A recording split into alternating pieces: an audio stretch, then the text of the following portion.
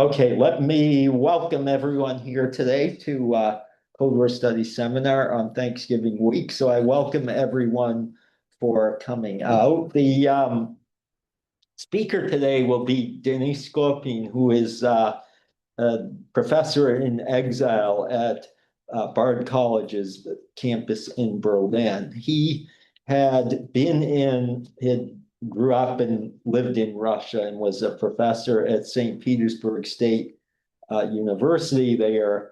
And then as a result of the war in 2022, his life changed. I should add that he just very recently published a book about the year 2022, photographs from St. Petersburg. It is a collection, it's based on a collection of several dozen photographs that he took at the time, and and then uses it to expand into a history of what happened in St. Petersburg during that fateful year in which the war began. Among other things, Denis himself was briefly imprisoned for his opposition to the war. And then in 2022, the rector of St. Petersburg State University, who had been among the several hundred rectors who signed a letter of loyalty to the Russian state and its war, fired him from St. Petersburg State University. So since that time, he has been living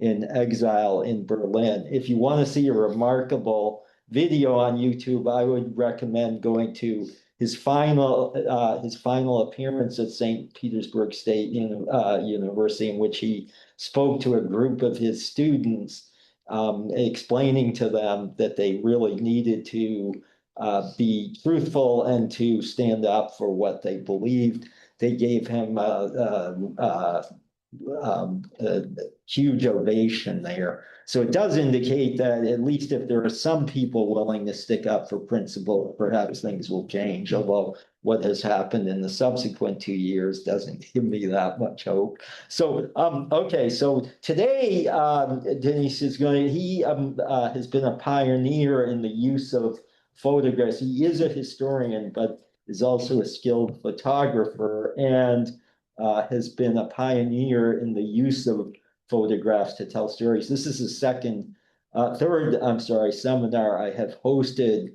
with him here over the last few years. The first was about what is now the photographs that came out in that book. Then about 2022 in St. Petersburg. And then a book of looking at the Stalinist terror and the Gulag where I had him come a year or two ago. And then and now he is looking at photographs taken by Soviet diplomats and military advisors and the like, and seeing how these affected the images of Africa within the Soviet Union, especially among the elite, but also among the Soviet public. So please, Denis. Yeah, thank you very much, Mark, for this introduction. I would like to thank you for this kind of invitation and to say that I'm really happy to be here again with a talk. In 2022, I traveled to South Africa with a talk. It was a talk about ecocide, or about photographic representations of ecocide perpetrated by the Russian troops during the invasion of Ukraine. And surprisingly, or not surprisingly, my talk was met with a certain misunderstanding and reservation. The audience didn't trust my point about imperialist roots of this war. The Soviet Union and Russia, today's Russia, were perceived in a very positive light as a country that played and still playing a great role in decolonization of Africa. Anti-Western agenda of Putin's regime was accepted as an opposition to Western imperialist ambitions, its political and cultural expansion. And Putin himself constantly speaks about anti-colonialism.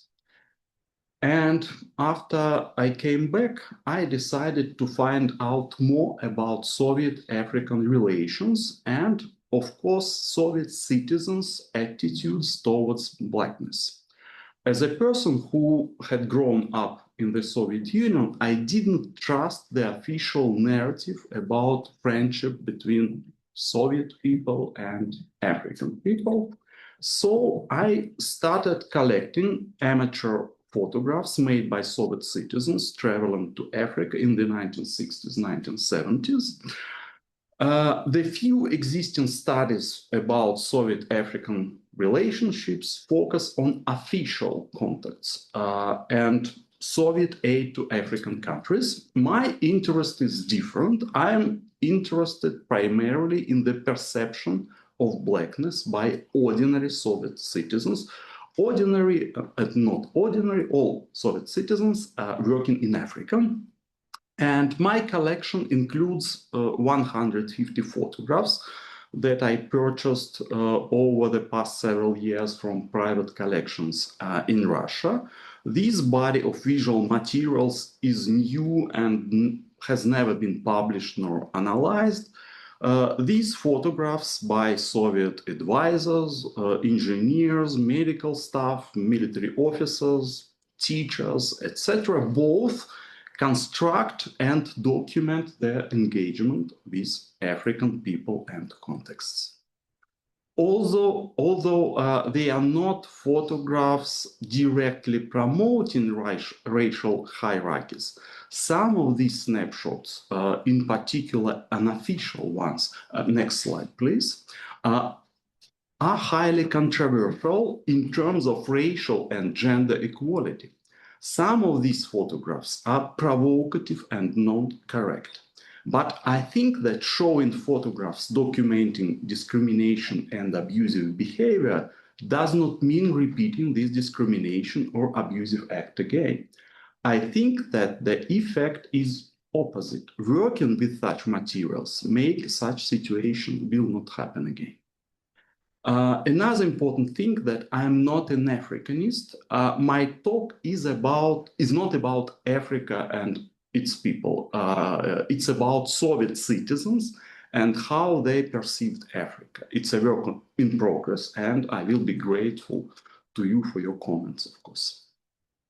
Following the independence of African countries in the 1950s, 1960s, the Soviet Union saw a sharp increase in interest in the continent, and Soviet leaders viewed Africa as a region ripe for the export of Marxist ideology and the expansion of geopolitical influence. As Alison Blakely indicates in his book, Russia in the Negro, at the beginning of 1956, Ethiopia was the only Black African country with which the Soviet Union had diplomatic ties. By 1966, there were 25, and the number has continued to grow. By the end of the 1970s, non-military advisory personnel sent to sub-Saharan Africa was estimated by United States intelligence to number around 8,000. Next slide, please. All photos taken by Soviet citizens in Africa can be divided into two groups, official and unofficial.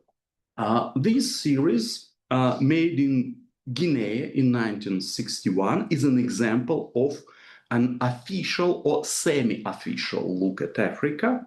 I assume that this series was shot by a professional photographer who traveled to Guinea with a group of Soviet geologists. And this series constructs an opposition between Soviet people and the local population. This opposition is carefully constructed and refined in each photograph. The main narrative here is about the advancement of the Soviet Union and the Soviet people against the backdrop of Africa catching up. Next slide, please. It's a patronizing narrative. The mission, the Soviet man's burden, is to enlighten the Africans. The Soviet man is a bearer of Marxist-Leninist ideology and, therefore, of civilization and progress. The photographer points out the shortcomings of life in Africa, like poverty, poor hygiene. At the same time, this criticism is not devastating.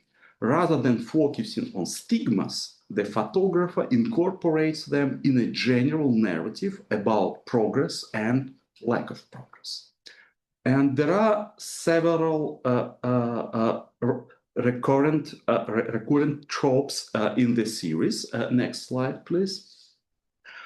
First, activity and optimism of Soviet citizens versus passivity and indifference of the locals. Soviet people are shown in motion, at work or active recreation. These are people from a progressive, high-speed society. An important role in their life is played, of course, by sport. The next figure, please.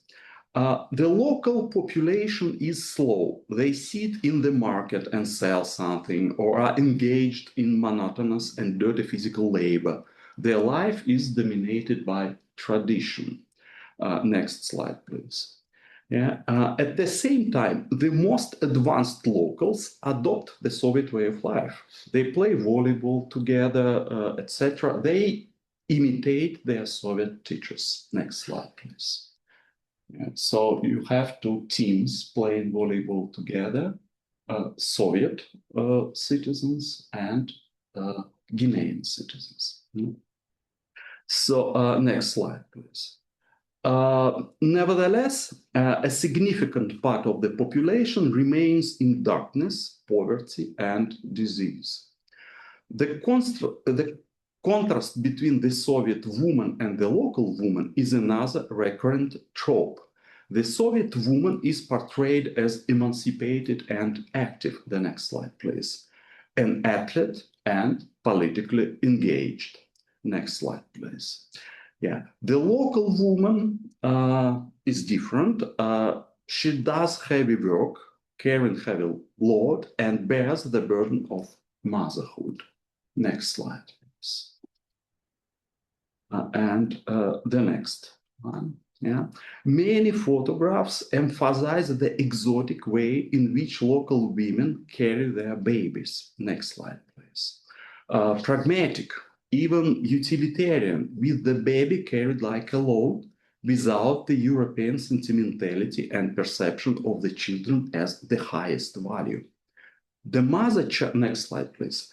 The mother-child relationship in Africa is not the same as in Europe, as pointed out in this photograph and some inscriptions, yeah, where mother and child are always face to face, and there is a certain tenderness between them. It is a more business-like relationship with no, next slide please, with no sentimentality about motherhood, no European cult of motherhood and childhood. Yeah. Next slide, please. Yeah. And the next one. The attitude towards children is not the same as in the Soviet Union, where children were considered the nation's highest value, were cared for, etc., according to these photos. Yeah? The official narrative of a happy Soviet childhood emphasized the Soviet children grow up protected and prosperous. In the Soviet Union, children were cared for by their families, schools, and the state, and were closely embraced by schools, families, and state institutions. Next slide, please. In Africa, there is a lack of this care. Children do not go to school. Children are not valued. They are those who spend time in the streets. Children are engaged in hard labor and are often ill. Next slide, please. Ultimately, these photographs don't serve to bring the two communities closer together, but rather to distance them. The photographs of Africans function as a kind of mirror in which Soviet citizens could see their cultural superiority and get convinced of the advantages of the Soviet political system. Next slide, please. Overall, This series reproduces Orientalist tropes on African soil. It is important to emphasize that Soviet visual culture did not reject, but rather incorporated the aesthetics of Orientalism. Orientalism was born and developed in Tsarist Russia in parallel with the colonization of Central Asia. In Soviet times, Orientalist tropes, which had developed in pre-revolutionary literature, painting, and photography, were reproduced through cinema. The genre of Eastern in Soviet cinema recycles the classical theme of the Enlightenment of savages, non-European indigenous population, into a theme of Marxists, the bearers of progress, struggling against a dark, barbaric Oriental past. But there were also unofficial photos, and this photo is already an unofficial one. Many advisors were equipped with cameras. Amateur photography was widely practiced in the Soviet Union. This hobby was encouraged by authorities, and a camera was not a luxury in the 1960s, in the 1970s. And unlike professional photographs, the amateur snapshots were not subject to censorship and reflect all the complexity of the interactions on the ground. Each photo or a sequence of photos tells us a story about an encounter between Soviet specialists and Africans. Next slide, please. This story is not a story of friendship, not a story of Africans warmly welcoming Soviet citizens in their countries. Psychologically, these photographs are more complicated and contradictory, revealing to us many tensions. Next slide, please.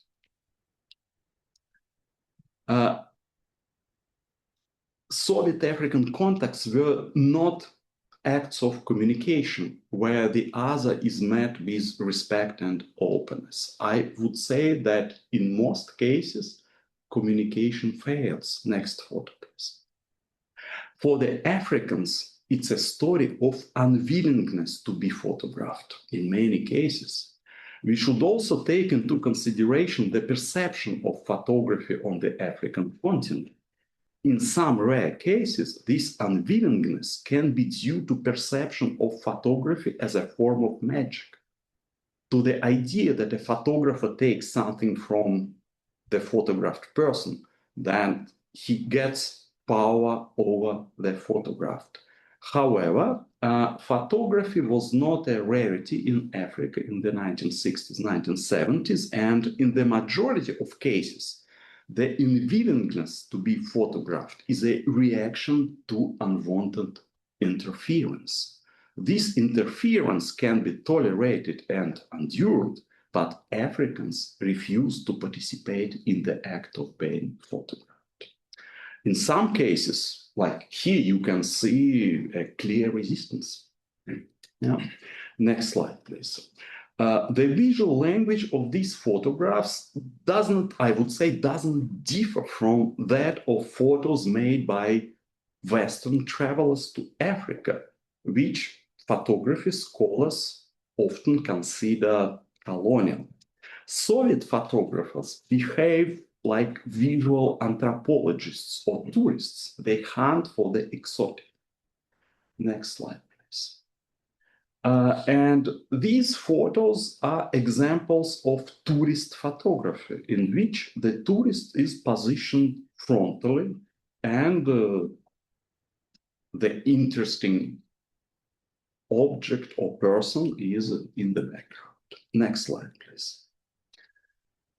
Yeah, the contacts between Soviet people and African people that took place in the 1960s were mediated, shaped by Soviet and African previous experience.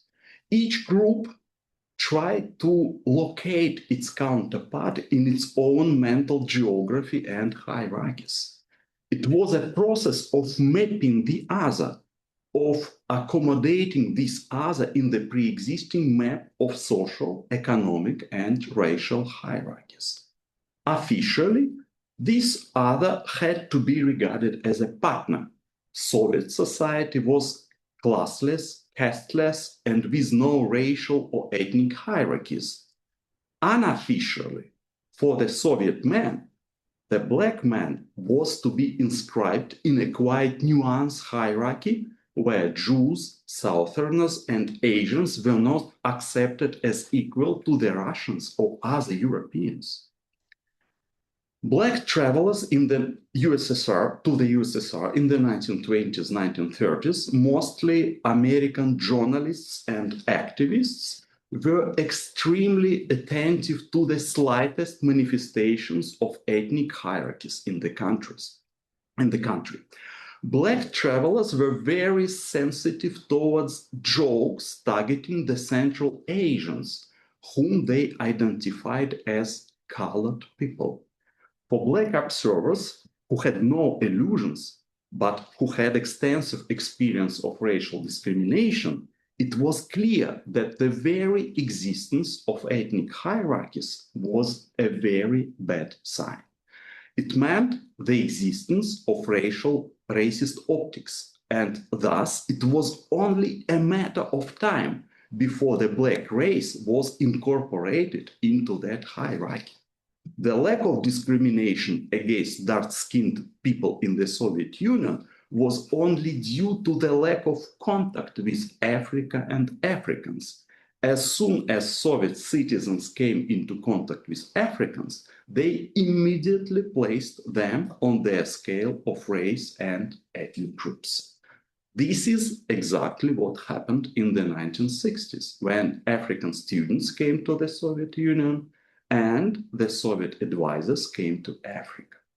The Soviet citizens who arrived in Africa were supposed to contribute to decolonization, and many of them did. But once on African soil, some of them discovered their whiteness. There was a match and respective adjustment of two systems of racial hierarchization, the Western one and the Soviet one. Many Soviet advisors turned out to be involved in a pre-existing framework of relationships between the Africans and the Europeans, having occupied the place of the French and British white specialists. They were perceived as white by the local population with a corresponding and quite unexpected attitude of respect. They found themselves in unexpectedly privileged conditions, literally taking the place of yesterday's colonizers. They lived in French and British villas, which they sometimes shared with the remaining white Europeans. And many of them have had black servants, a fact completely unthinkable in the Soviet Union, where having servants was perceived as a sign of class inequality. And psychologically, Soviet citizens traveling to Africa enjoyed their increased standards of life and status as white people, which meant being on par with their Western counterparts. And here it is important to point out that at that moment, the whiteness of Soviet people, or the Russians, as these two terms were used interchangeably, was disputed. In the American press of the 1920s, 1960s, the Russians were systematically described as red, as demonstrated by, next slide, please. As demonstrated by Julie Powell, this description had clear racial connotations. Moreover, there was a well-known opposition between white Russians, Tsarist elites or the masters, and the red Russians, i.e. the Bolsheviks or proletarians. Yeah? And I believe that for many black travelers, the red travelers to the Soviet Union, the redness of the Soviet Russians were more than a metaphor. often Black travelers to the USSR call their memoirs using the words red and black, like a black man in Red Russia and so on. At the first glance, it sounds like nothing more than a play on words. However, I think that many of them perceive the concept of red and redness in the way they were accustomed to, which means as a racial category. It means that for the Black American travelers, the whiteness of the Russians was in question. I mean, I speak about the travelers to Soviet Union in the 1920s, 1930s. So the Russians were insufficiently white. Their main point was black. Yeah. And in his book, Black Man in Red Russia, the American Homer Smith says about Moscow, I quote, "Surely this was not Europe. It struck me as being a demi-world somewhere between Europe and Asia."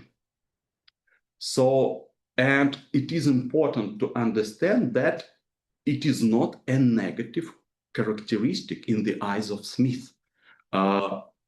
He had a very positive vision of the Soviet Union. Yeah. The whiteness of the Russians was debated and questioned by many other Western travelers in the 1930s, 1960s. And when I was preparing this talk, I came across a survey. Americans were asked about, it was a survey about the perception of whiteness by the Americans, a very recent one. Yeah, and according to this survey, 85% of Americans believe that the Russians are white, which means 15% of Americans believe that Russians are not white. Now, yeah, it's a very recent survey. Yeah, so whiteness is not about the color of your skin. It's a social category. Yeah. But it is even more important in our context that in Russia itself, there is a 2-century-long debate about the non-Europeanness of the Russians and the inferiority of Russian culture in relation to European culture. This debate dates back to Pyotr Chadaev, and of course I can't speak about it here, but it is also important that this debate continues in Marxist tradition. In his text, The Russians and the Negroes, Lenin draws a parallel between the Russians and Black people based on their shared experience of slavery. We should understand that Lenin's article and his comparison is a deliberate provocation. He wants both to humiliate the nationalists and to point out the humiliating social conditions in Russia. On the one hand, this article is to be read as a challenge to Russianness. It shows Lenin's contempt for it. Yeah? On the other hand, Lenin's article belongs to the Russian tradition, so to speak, of self-denigration. This tradition points out Russian inferiority in relation to Europe, in our case, to white Europe. Lenin is teasing and humiliating their compatriots, fueling their inferiority complex with the aim to push them to struggle against oppression. But there are also, of course, arguments in favor of the European character of Russia and the Russians. In his recent book, David Schimmelpenninck argues that the colonization of Central Asia and the fact that the Russian Orientalism does exist proves the European character of the Russian civilization. It's an incredible argument, in fact, yeah, and it's a very Hegelian argument. In his Phenomenology of Spirit, Hegel, the German philosopher, develops his famous master-slave dialectic. His point is, if you want to be a master, you need a slave. You are a master, you are master only in relation to a slave. Objectifying another, reducing him to an object, or representing him as a dependent and incapable is a powerful way to elevate yourself to an upper category. Yeah? And many ordinary Soviet citizens suffered oppression in their country. It included both the lack of basic rights and harsh economic conditions. And their travel to Africa as Soviet specialists opened to them access to the Western civilization and its privileges. This meant material goods, i.e. consumer goods unavailable in the Soviet Union, but also psychologically, this included the privilege of whiteness, an unexpected feeling of superiority they could not enjoy in their own country. The status of white minority, whose mission was to bring civilization to Africa, was a secret pleasure of many Soviet citizens. Traveling to Africa was accompanied by an incredible uplift in their status. The mid-career specialists who traveled to Africa in the 1960s belonged to a generation that had grown up under Stalin and had experienced all hardships of World War II. Raised in poverty, ordinary citizens with no civil rights were changed into full-fledged white people once on African soil. They were those who substituted other white people, the real white people, the real Westerners, like the British, in the case of Ghana. It was a way to whiten themselves. The reds changed to whites. At the same time, this pleasure of whiteness was accompanied by a consciousness of their moral and ideological superiority over their predecessors. Inside the country, you are an insignificant citizen with no right. Your education is free and is not a privilege. Outside of the country, you become the representative of the superpower, an educated white man. Next slide, please. In many photographs, we can see Soviet men who try to communicate with Black women, if we can call this contact communication, of course. Yeah?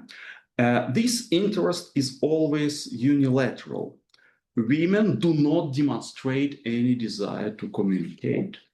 Next slide, please. In some cases, the subject in this photo have physical proximity and something is happening between white and black bodies. Next slide, please. More precisely, there is a certain bodily organization of the photo, a position of the photographed bodies, which results in a complicated interplay of touches. The Black women are involved without their knowledge and consent in a certain situation where their bodies are touched. There is a spectrum of touches, from delicate and friendly with no sexual connotations to sexually charged and even provocative. Next slide, please. Some photographs document the situation, and here you can see that men are touching women. Yeah, this man touches the woman with shawl, another man touches the same woman with her hand, and so on. You can see it very often in many, many photographs. Yeah, and some photographs, next slide, please, document the situation which can be interpreted today as sexual harassment. Next slide, please.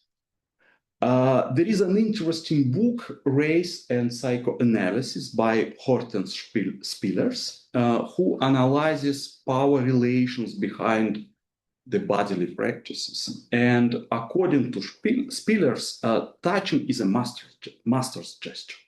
The master touches the slave and not vice versa. I cannot analyze these photos now, but I would like to make two comments. Next slide, please.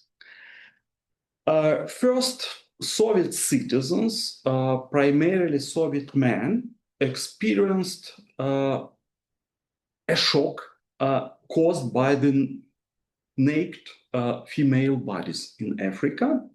The Soviet understanding of nudity was different from the Western one. Restrictions on demonstration of naked body and the total absence of erotic scenes from Soviet cinema changed the naked body into a taboo in the Soviet Union.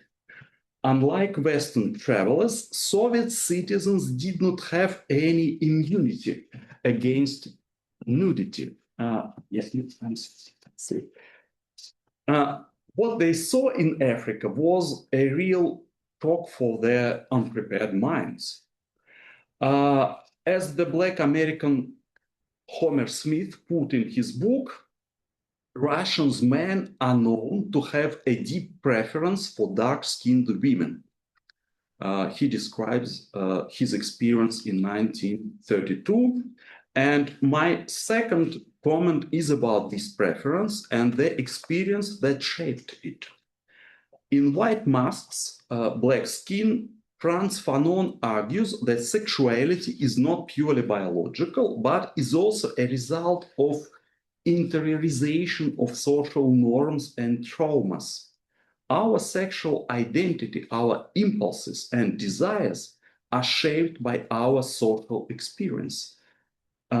Next slide, please. As demonstrated by Fanon, the sexual interest of a black person for a white person, what Fanon calls desire for white flesh, is socially constructed. It's a person, as Fanon specifies, who has been in touch with the white civilization. I think that Fanon's approach can be useful for the analysis of the desire for black flesh by Soviet citizens. Soviet sexuality was different from the Western one, and they were not identical in terms of attitude towards the black-skinned people. The Soviet interest in black people was due to more than 4 decades of cultural isolation. The lack of contacts with other regions of the world nourished unhealthy curiosity and appetite for exoticism. For some Soviet men, black women were like rare objects they wanted to get for a photo or for a love affair. And I go to my conclusion. I think that these photographs can help us to understand the dark side of the Soviet presence in sub-Saharan Africa. And I would like to argue that psychologically, Soviet African project was something more than a simple desire to get political influence in Africa. It was driven by some darker and twisted motives, a desire for recognition. It was a response to white people of Europe and America. It was an effort to position the Soviet man as a missionary on African soil. Thank you very much for your attention.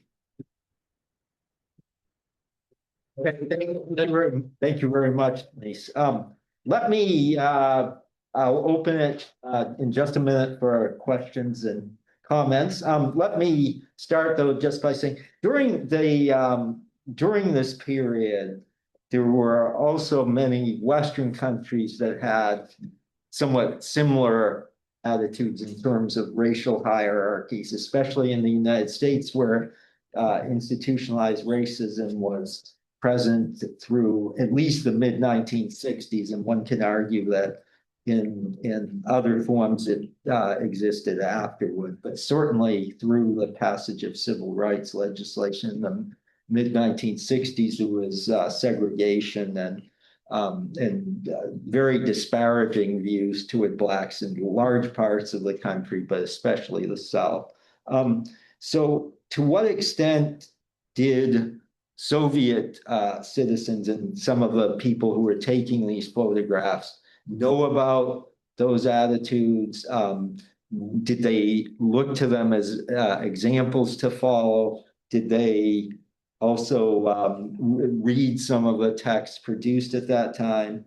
And also the other side of that coin is were Soviet, some of the, again, the people taking these photographs, were they looking at some of those who oppose those attitudes to try to see what impact they might have back in the Soviet, the photographs might have in the Soviet Union?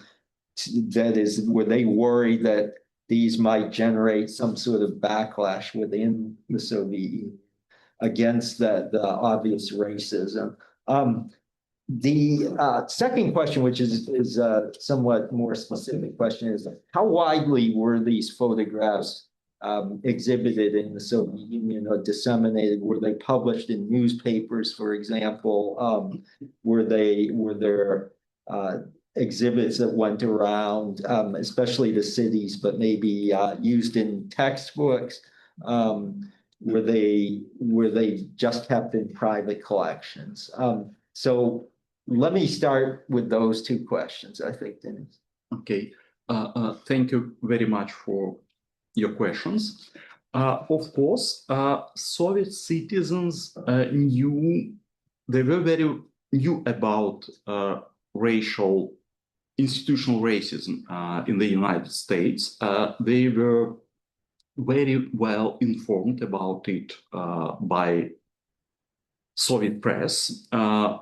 Soviet press emphasized this discrimination, and Soviet TV was broadcasting programs on the discrimination on the racial discrimination in South Africa and in the United States. So they were very, very well informed about the situation in Western countries. But officially, it was the problem of the capitalist countries, as it was presented by official Soviet propagandas. There was no racism in the Soviet Union. So the existence of racism in the Soviet Union was not officially recognized. So it was considered to be the problem of the capitalist countries only. Yeah. As for the second question, so how widely these photographs were disseminated? In fact, there are two groups of photographs in my collection, and in general, the photographs taken in Africa can be divided in these two groups, official photographs and unofficial photographs. And they were, as I think you can see it in my presentation, they were totally different. Yeah. So official photographs were taken with the aim to publish them in journals, newspapers, yeah, or probably in some albums, because all Soviet enterprises have their collections of photographs, have their museums, and official photographs could be exhibited there, for example. As for unofficial photos, they were taken for private use by Soviet citizens themselves, unofficially, and they were not taken for publication, of course. Yeah, they ended up in albums, and they were not circulated. I think that some of the photographs I showed in my presentation, they are very provocative, and I'm pretty sure they would not been approved by the Soviet authorities, obviously. Yeah.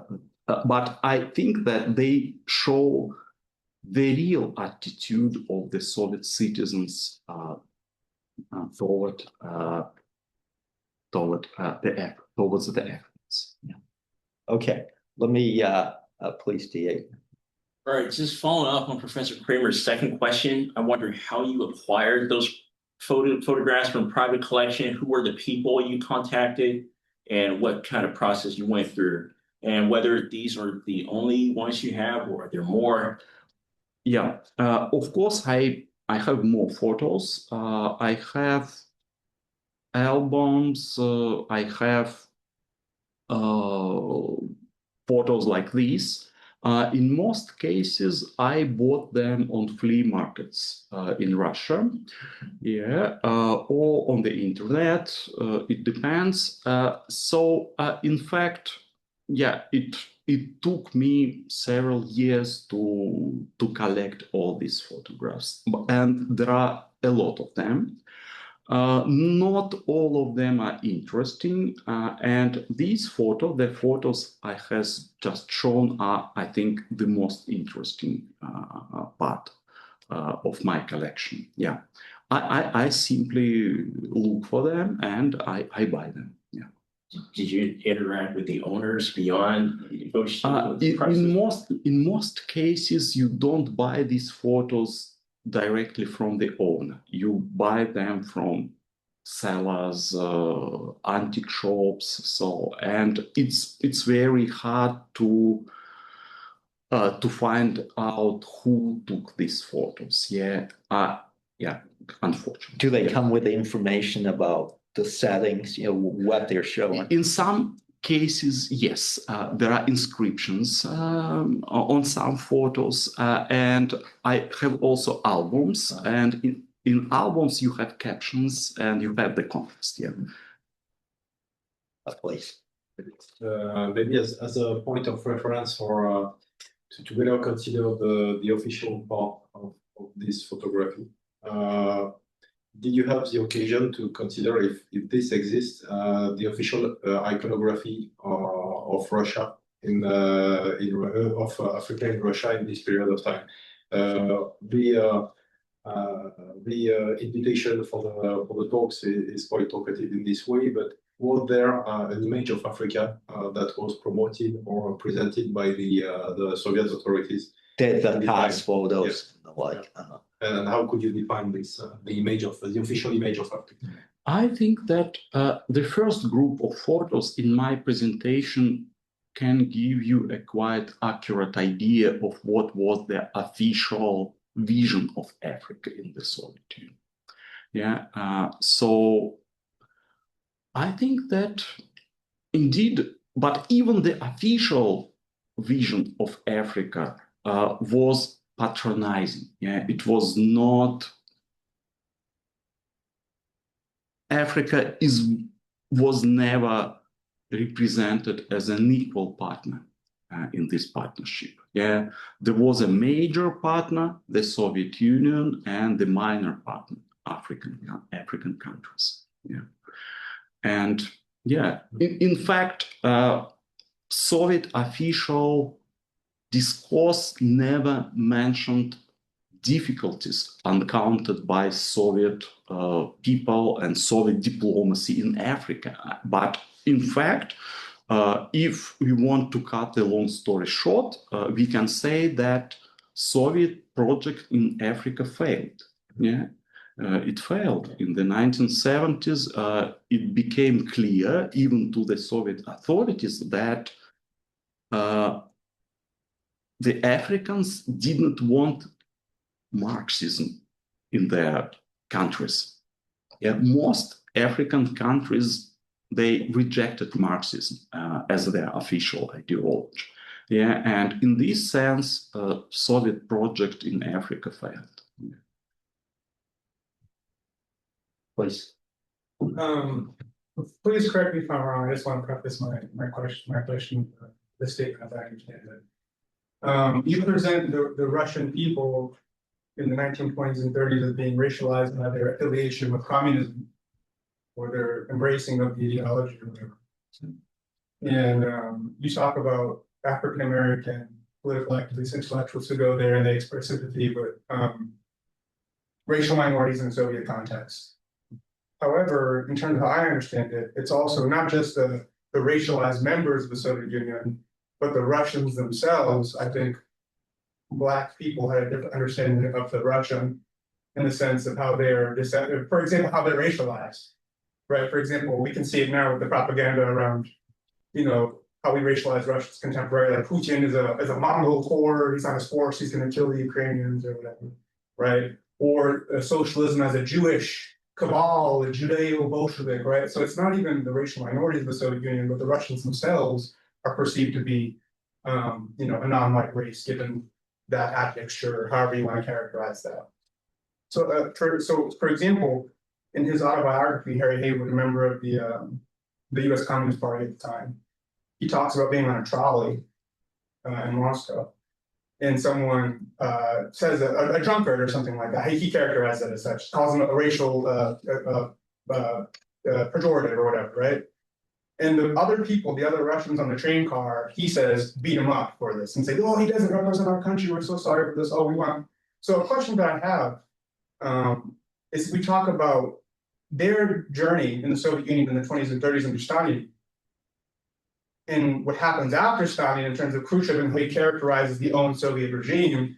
How much of the official narrative or the brotherly friendship with Black people, how much of that is the collapse of the kind of the distrust and the fear of the civil society to break with the line, and the kind of openness the Khrushchev era might have had for racial discourse? How much of it is we're friends with Black people versus we're afraid to say we don't like them because Stalin's going to put us in the gulag? So I'm curious, how does the attitude, if it does, how does the attitude change towards Black people during the Stalin era versus, post-Stalin? Mm-hmm. Yes, it's a very good question. They often say that the attitude towards Black people in the 1920s, 1930s, and on the other hand, during Khrushchev era in the 1960s, that it shifted a lot. Yeah, they often say that during the World War II, Russia shifted towards a kind of national Bolshevism. Yeah, that in the 1920s, 1930s, the predominant discourse was internationalist, and during Khrushchev's era, it was not the case anymore. Yeah, but I think that this picture does not correspond to the reality. This picture of this shift of attitudes towards racial question is not correct. I think that racial hierarchies existed in the 1920s, 1930s. They existed during the whole history of the Soviet Union. Why they did not manifest in the 1920s, 1930s, simply because there were a handful of Black people in the Soviet Union, and not all members are reliable in this respect. Yeah, if you want to have a reliable, the most reliable source in this respect, it's the one which was cited at the very beginning. Yes, absolutely, absolutely. He spent 44 years in the Soviet Union, and he knew the Soviet Union from the inside. Yeah, and his members are the only reliable in this respect. Of course, there were Black travelers who came to the Soviet Union. Yeah, and in the Soviet Union, there was a special organ that was in charge of receiving foreigners in the Soviet Union. So they lived in good conditions, and they didn't have any contact with real life in the Soviet Union. They lived in a bubble. They were cared for by special people. All the interpreters were translators, they were special people working for security services and so on. They did not have access to life. They were not able to move freely. Yeah, they were controlled. So they have limited knowledge of Soviet reality. But Robinson, he was not like this. Yeah. Please. Well, wondering like how the relationship between the Soviet Union and Cuba then, I don't know if you spoke about that in your presentation, how it started, because Cuba is all Black. Yeah. You know, well, minus Most Black. minus, the Caucasian Jews, who migrated there, but the enslaved people who were brought there, who revolted, who are running the country, all Black, right? So it's majority Black, so it's all Black.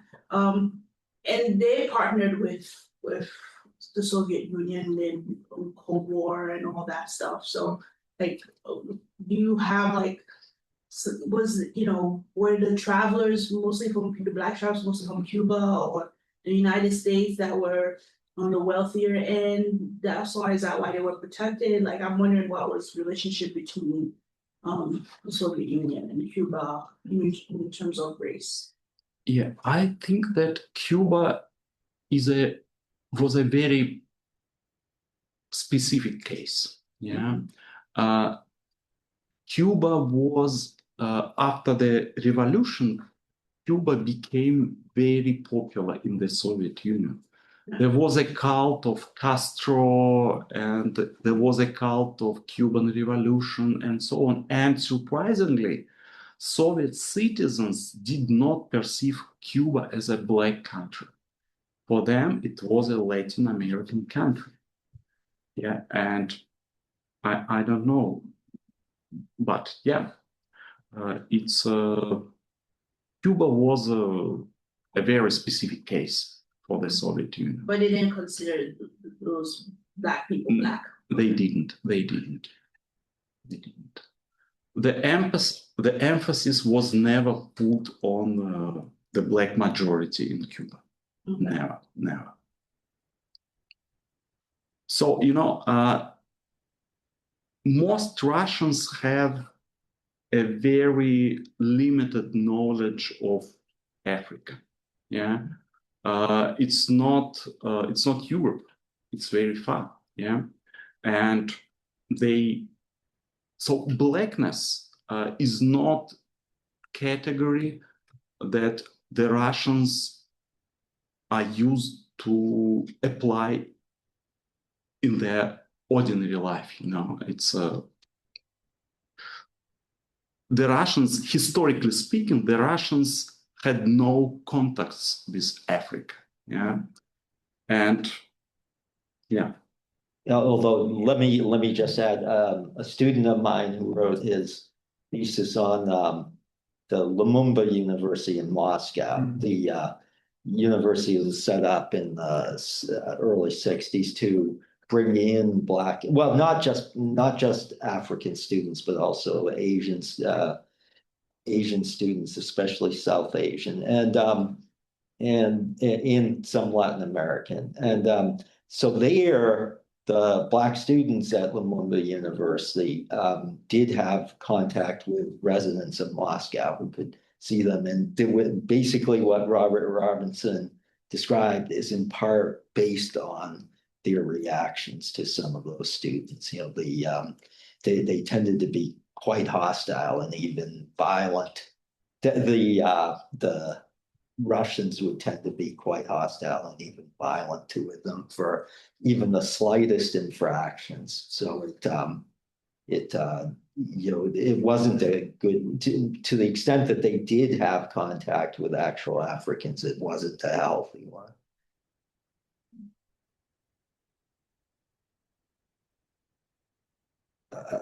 Other questions or comments? Okay, let me ask one last one here, I think, Denise, which would be, there is also the question about gender, I think, in your discussion, which has to do with the way African women are perceived.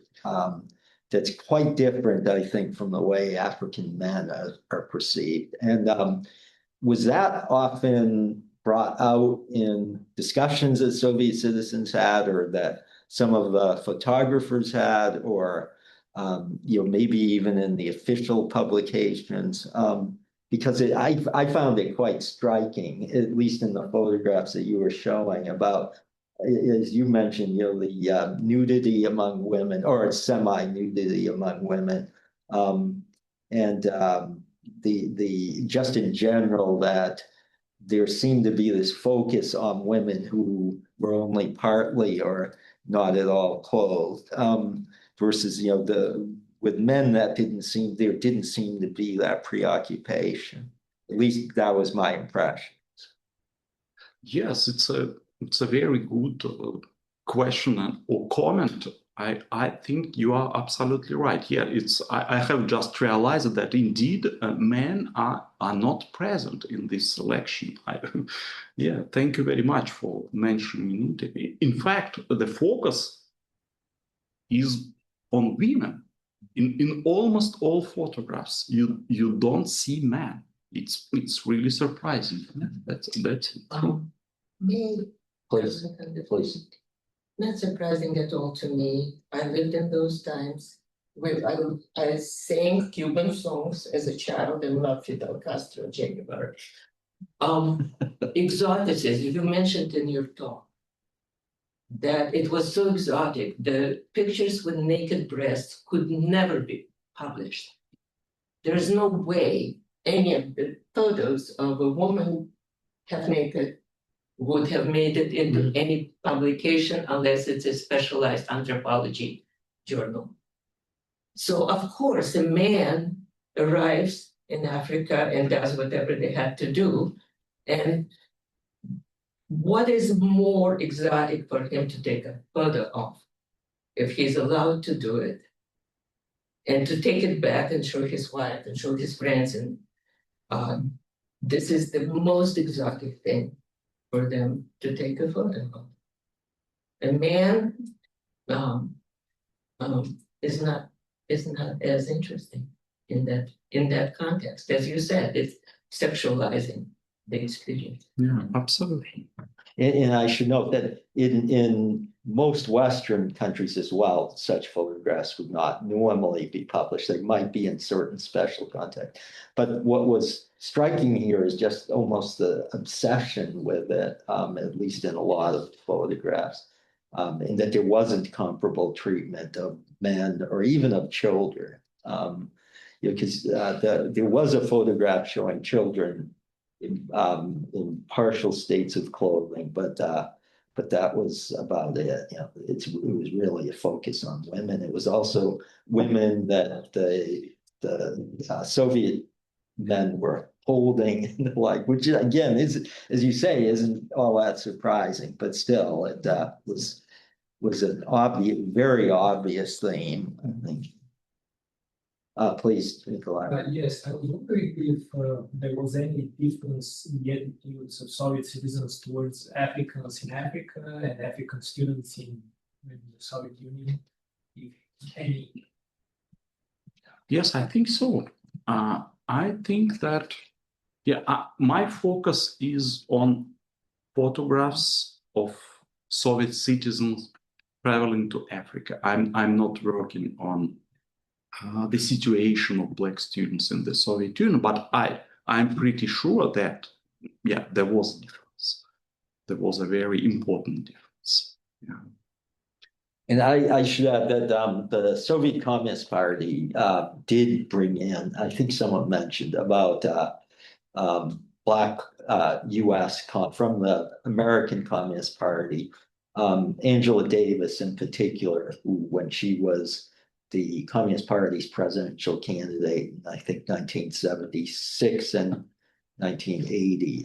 She was brought in to meet with highest Soviet leaders like Mikhail Suslov in particular. In Suslov's papers in the Russian archives, you'll find a full discussion of how they wanted to treat her. And there are some of the attitudes you're reflecting, that you show in these photographs, because they said, I don't remember exactly how it was presented, but they wanted to say that because Angela Davis at that time had a large afro. They said not to let Suslov be hidden behind that app. So it was quite striking. So any other questions? If not, please. Wondering, thank you very much for your presentation. Since I have been teaching human rights history, it was very interesting point that you raised for me. But I noticed that you mentioned one sentence that Soviet Union failed in Africa. What do you mean, since this is we are dealing with the Cold War studies here? Can you develop this further? Then what you do? So maybe I did. In particular, I think what Nadia's getting at is that the Soviet Union did, seek to promote decolonization, including through the funding of violent groups, and then for the most part, that did work. Yeah, I think that militarily it worked in the southern part of the continent, in South Africa, for example. But ideologically and culturally, I think that the Soviet project failed. Yeah, Marxists turned out to be, African leaders and African people did not demonstrate any interest in Marxist ideology. Yeah, and I think it was a culturally, ideologically, it was a failure. Yeah. Okay, any other points? If not, let me thank everyone for coming and have a good Thanksgiving. Thank you.